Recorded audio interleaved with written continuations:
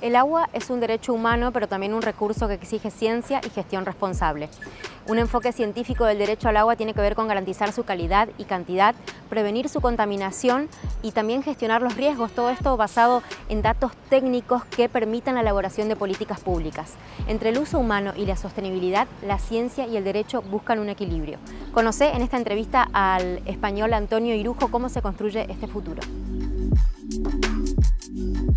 Antonio, parece que los seres humanos, las sociedades humanas, han empezado a ser tales solo cerca del agua, ¿no? Todas las sociedades han comenzado como sociedades hidráulicas, uno piensa, los egipcios, los asirios.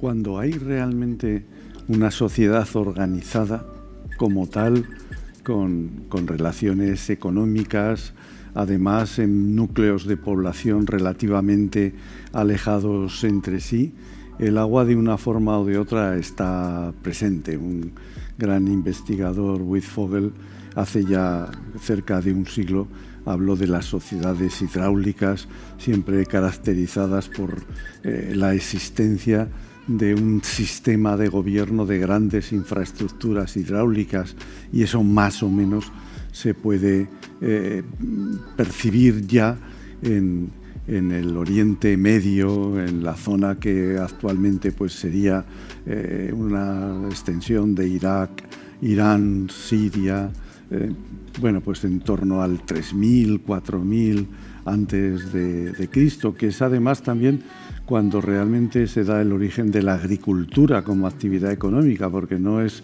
factible, digamos así, la recolección de los frutos sin periódica, regular, para alimentar a una sociedad, digamos, relativamente numerosa, sin ese aporte periódico de agua que traen las infraestructuras hidráulicas, ¿no? Los canals, pequeñas presas, embalses, canales de derivación, etcétera. Sí, sin duda, así es. Bien, entonces de ahí se puede derivar que conocer el agua, manejar el agua, implica aprender a administrar y regular el uso del agua. O sea que el estudio de eso es tan antiguo como la sociedad misma. Si nos remontamos al origen de los tiempos, en el agua vemos dos cosas que siempre son permanentes, incluso ahora, que son conflicto y organización. De la mano.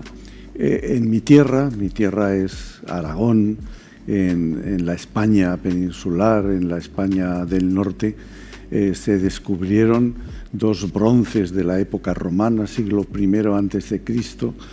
Uno es el bronce llamado de Contrevia Velasca, que es, claro, ha llegado porque es un bronce. Los papiros no pueden llegar hasta el momento actual, no podemos conocer. El bronce de Contrevia Velasca es una sentencia del pretor romano en un pleito entre dos comunidades de regantes, que llamaríamos hoy. Y el conflicto es un conflicto pacífico, como son todos los conflictos judiciales, y acaba en una sentencia. Tiene la razón, no había grandes motivaciones en aquella época, esta comunidad de regantes. Y el otro bronce, también del siglo I antes de Cristo, también de la época romana, de la dominación romana, es el llamado bronce de Agón. Y el bronce de Agón es lo que hoy llamaríamos los estatutos de una comunidad de regantes. Conflicto y organización es algo que vemos continuado en cualquier lugar distinto geográficamente, las cosas son semejantes al que miremos. Entonces, hablemos del derecho de aguas, sí, que tiene una historia, como ya hemos dicho, muy profunda. Expandámonos un poco por ahí. Bueno, el derecho de aguas trata de organizar el conflicto. El derecho de aguas parte de que va a haber un conflicto y trata de imaginar quién en ese hipotético conflicto social, por tener esta comunidad una mayor parte del agua, porque entiende que las distribuciones históricas le perjudican, porque no tienen en cuenta determinadas adaptaciones. El derecho de aguas consiste en una serie de reglas que van perviviendo a través de los siglos, vinculadas a la agricultura normalmente siempre. Claro, el derecho de aguas de las épocas modernas, actuales, no es tan dependiente de la agricultura, aunque siempre tiene que reconocer que alrededor del 70%, del 70% de los consumos de agua se utilizan en la producción agrícola, como es normal. Pero claro, a su lado ha surgido la industria y han surgido los abastecimientos a las poblaciones, el uso urbano del agua y, bueno, maravillas de la sociedad moderna, los usos recreativos del agua también. Bueno, todos esos usos se tienen que ordenar, jerarquizar. Y también época moderna del derecho de agua, sociedades modernas, la utilización del agua, sin más, produce no solamente restricción, consumo, disminución del volumen de agua existente, sino contaminación, degradación de la calidad del agua que la hace inservible para futuras utilizaciones. Bueno, eso más o menos aquí en Argentina, en España, en Francia, en los Estados Unidos de Norteamérica, en esencia estamos hablando siempre de lo mismo. Doctor, usted ha recorrido buena parte de América Latina, ha trabajado en muchos lugares. Por citar uno, estoy pensando en el Perú y en la riquísima cultura del manejo del agua que tienen la sociedad incaica y las preincaicas. ¿Con qué se encontró ahí? ¿Qué cosa le sorprendió, por ejemplo, ahí? Bueno, las herencias históricas de una cultura que no conocía la escritura, las conocemos, las intuimos, porque somos capaces de, recorriendo el terreno, reconocer los rastros de determinadas infraestructuras hídricas, y nos asombra el conocer que hace 700, 800 años pues se era capaz de crear determinadas estructuras. Pero, en mi opinión, los restos de ese pasado, al margen de que objetivamente su conocimiento es muy importante, ya tienen poco que ver con las necesidades de una sociedad como la actual. Piense simplemente en el volumen de la población.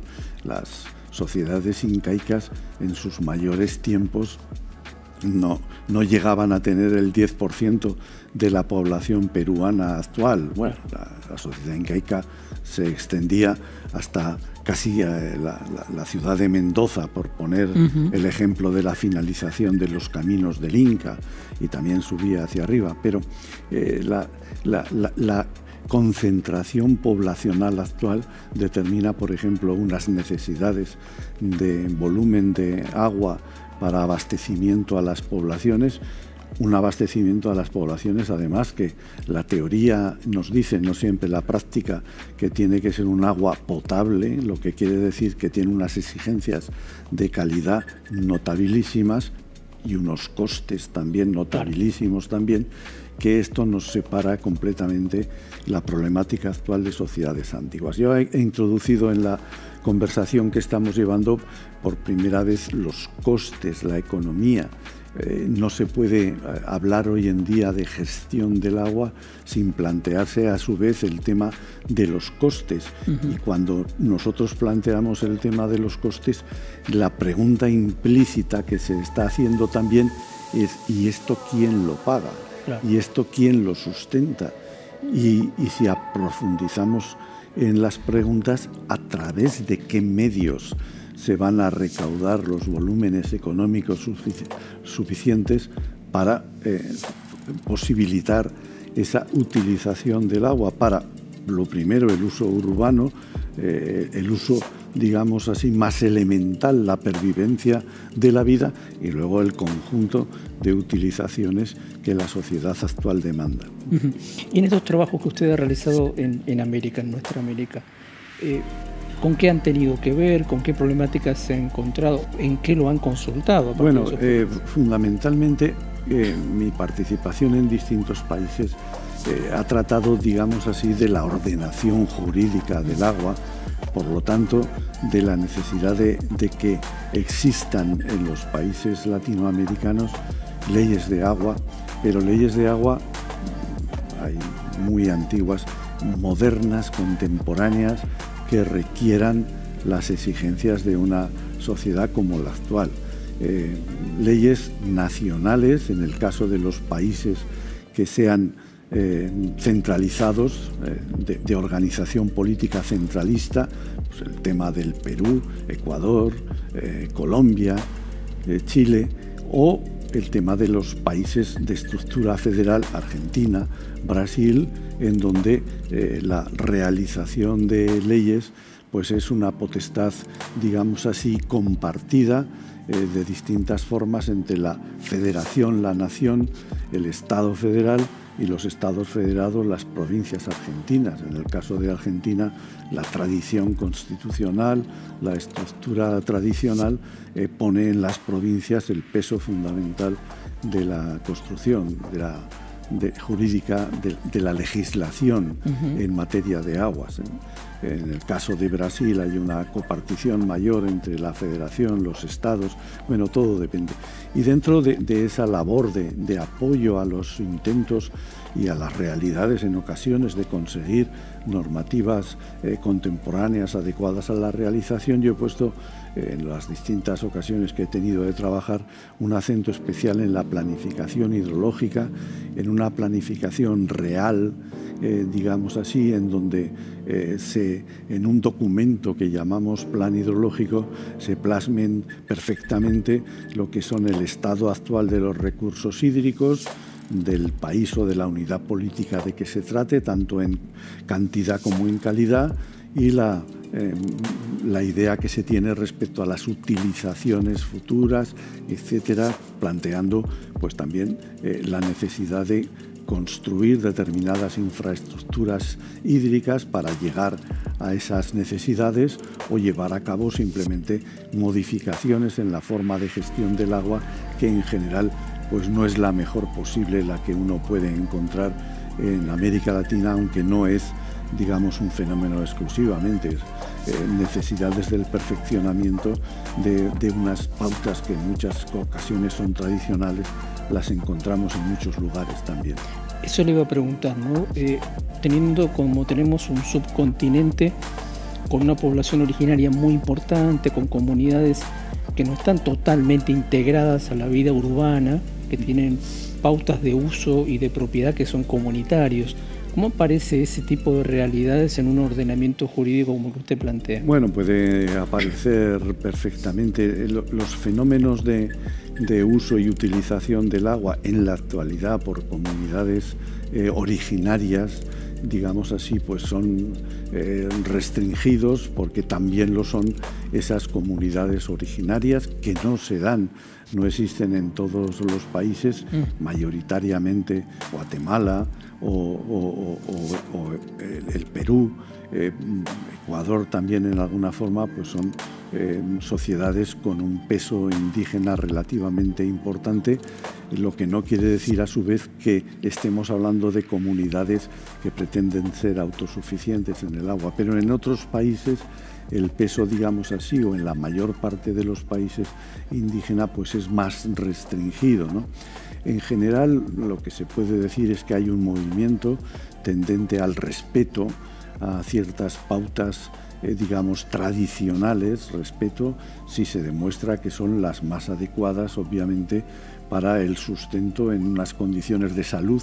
La palabra salud la introduzco también por primera vez en esta charla, como hace un momento hice con la economía, porque también el agua y su relación con la salud es absolutamente imprescindible establecerla, y establecerla sobre bases firmes, porque la causa muchas veces de enfermedades, hasta de enfermedades que pueden conducir a la muerte, se halla en un agua consumida pues en unas cantidades, en unas calidades muy deficientes. En general en América Latina lo que se nota, así como en el abastecimiento se han superado pues determinadas pautas de escasez existentes, y más o menos en general los progresos han sido muy evidentes en todos los países. Sin embargo, en lo referido a la calidad, la depuración, el saneamiento de las aguas residuales, fundamentalmente urbanas, pues tiene todavía un largo camino que recorrer, porque la existencia de infraestructuras de tratamiento de las aguas residuales pues todavía no se aproxima, en general podemos decir, salvando las distancias de unos países a otros, no se aproxima ni siquiera al 40% del volumen de aguas residuales generadas. Ahí hay una tarea muy grande a hacer y que otra vez está relacionada con la economía, porque estas infraestructuras de depuración y saneamiento, las estaciones de tratamiento de aguas residuales, pues no son baratas de realizar, y sobre todo hay que huir de algo que ha sucedido en muchas ocasiones. Los países hacen esfuerzos, reciben donaciones para la primera inversión de las plantas de tratamiento, pero luego hay que mantenerlas, explotarlas continuamente, y ahí es donde se comienzan a observar muchos fallos, porque no se prevén las cantidades necesarias para esa explotación, mantenimiento, operación, y infraestructuras que han costado mucho dinero en unos pocos años pueden ser ya perfectamente inútiles por esa falta de mantenimiento. Para preguntarle esto voy a contar como una anécdota, ¿no? Usted ha visto Misiones está totalmente rodeada de ríos, sí, y rodeada de fronteras con otros países. Si la frontera con nuestro país es muy pequeña, entonces puede darse que haya una veda de pesca desde la mitad del río X para este lado y desde la mitad del río X para el otro lado no. Esto genera la pregunta que voy a hacer yo. Sí. Es necesario tener claramente también entre los países que integran una ecorregión criterios comunes. Es absolutamente imprescindible, y yo le diría que con todos los problemas del mundo existentes en ese ámbito, se camina en una dirección razonablemente buena. Probablemente se camina a una velocidad mucho menor de la que sería necesario mantener, pero existen tratados internacionales, pues, el Tratado de la Cuenca del Plata, por ejemplo, que ya es de una fecha muy antigua, 1969, anima la cooperación entre los 5 países de la Cuenca del Plata. Hay, digamos así, tratados que señalan caminos, pero luego esos tratados hay que hacerlos vivos, con organismos bien financiados, con técnicos capacitados que lleven a la realidad lo que esos tratados indican. El derecho internacional de aguas también, en el plano de la teoría, ha progresado muchísimo. Conocemos perfectamente también, sobre todo a través de determinadas sentencias de la Corte Internacional de Justicia con sede en La Haya, conocemos cuáles son hipotéticamente las obligaciones de los estados entre sí, conseguir un uso razonable todos de las aguas transfronterizas, de las aguas que atraviesan varios estados, no causar un daño sensible, arreglar las diferencias por medio de órganos arbitrales cuando no existen ya propios organismos de los acuerdos operacionales. La teoría es conocida y en muchas ocasiones además respetada, pero ejemplos como el que ha puesto y otros muchos más de realización a veces de obras hidráulicas con desconocimiento del impacto que esa obra hidráulica vaya a tener aguas abajo precisamente en el territorio de otro estado, pues han sido moneda corriente ya también, y todavía en algunos lugares pues lo han sido. Bueno, Argentina y Uruguay pleitearon duramente por el tema de las pasteras en el río Uruguay. Al final hubo una sentencia del año 2010 de la Corte Internacional de Justicia, una sentencia, bueno, que podía haber sido un poco más atrevida y valiente en determinadas decisiones, pero digamos así, hubo que llegar. Las negociaciones previas entre Argentina y Uruguay no sirvieron de nada, hubo que llegar hasta una sentencia de la Corte Internacional de Justicia que estableció pues, una serie de principios como estos que le estaba indicando, del uso razonable, del uso respetuoso, de la prohibición de causar un daño sensible, o sea, un daño significativamente importante a otro Estado. Bueno, ese es el camino. En el ámbito, por ejemplo, de la Unión Europea, eso está mucho más avanzado, porque claro, la Unión Europea son unas estructuras supranacionales muy fuertes que conocen de un tribunal, de una comisión, de un parlamento con fuertes poderes, y ya es muy difícil, yo diría que prácticamente imposible, que en el ámbito de la Unión Europea, y que es un ámbito territorial grande e importante, se produzcan conflictos entre los Estados que se arrastren durante mucho tiempo sin encontrar vías de solución. No, eso ya no existe, y bueno, podemos sentirnos razonablemente orgullosos de que hemos conseguido en ese ámbito concreto europeo pues solventar en el tema de aguas transfronterizas, de utilización compartida de aguas, pues conflictos que en otra época fueron importantes, pero hoy en día no lo son. Bueno, ahí se están marcando direcciones que hay que intentar seguirlas.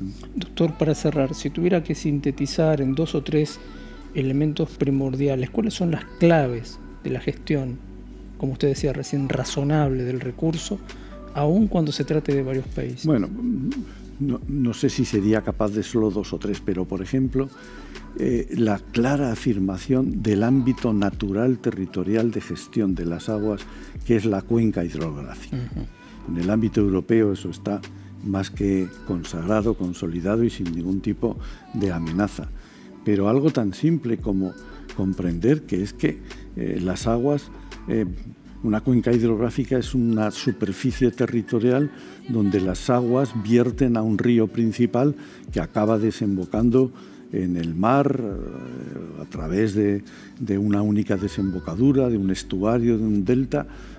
Pues, la afirmación de la cuenca hidrográfica como unidad de gestión, pues es, yo diría que el catón, el principio, empecemos por ahí. Lo segundo, una cuenca hidrográfica tiene que tener a su frente un órgano de gestión, y un órgano de gestión que responda a principios democráticos, pero también y sobre todo a principios técnicos. La gestión del agua es fundamentalmente, debe ser fundamentalmente una cosa técnica. Muchas veces eso se mixtifica por el ámbito de la política, que muchas veces en el ámbito de la política pues lo que serían claras determinaciones técnicas se pervierten por la búsqueda, el populismo interesado de la búsqueda por parte de algunos de unos votos prometiendo cosas imposibles de cumplir. Los derechos humanos, el derecho humano al agua, una afirmación clara y un esquema muy claro del régimen económico-financiero del agua. Bueno, ¿quién va a pagar los costes de proveer un agua de calidad? ¿A través de qué mecanismos, de qué formas? Y participación. La gestión del agua no puede ser la voluntad única e inmarcesible de alguien que está en la cúspide de no se sabe qué. Puede ser que ese alguien tenga grandes ideas, pero esas ideas, y buenas, tienen que ser compartidas, debatidas. Y la mejor forma de compartir y de debatir es a través del instrumento de planificación hidrológica que nombré hace un momento. Cuenca, organismo de cuenca, derechos humanos, transparencia, participación y planificación hidrológica. Yo diría que ahí es donde hay que encontrar las claves de lo que debe de ser el moderno derecho de aguas. Doctor, muchas gracias por venir, por aceptar esta invitación. Encantado.